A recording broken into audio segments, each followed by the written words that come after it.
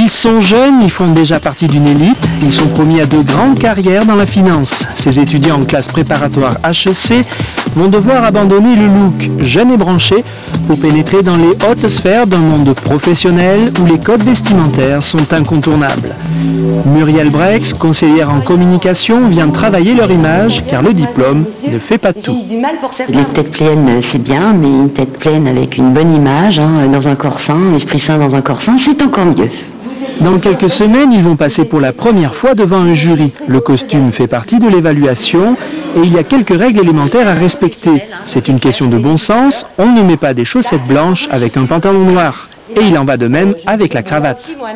Il s'agit effectivement ici d'avoir une cravate nouée un petit peu plus serrée.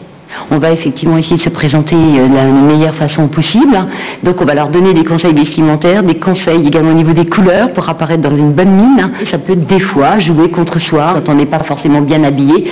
C'est pourtant le monsieur et la dame qu'on va avoir en face de nous sont des gens qui sont hautement, je dirais, équipés pour de futurs postes, mais qui n'ont pas été coachés, qui n'ont pas été entraînés, que ce soit au niveau de la gestuelle, du verbal et en même temps de l'image aussi. C'est les 10 premières secondes, les 10 premières paroles qui vont compter. Notre travail consiste à les conseiller un maximum avant effectivement d'aller voir les futurs recruteurs. À ce niveau-là, sois gentil de me mettre des chaussures un petit peu plus pointues. C'est mes premiers talons aussi, faut dire. Muriel Brex n'a pas la langue dans sa poche, les critiques fusent, mais c'est pour leur bien. Pas facile quand on a 18 ans de mettre un costume tiré à 4 épingles. J'étais à l'aise ce jour-là et j'avais pas l'impression de m'être déguisé pour venir.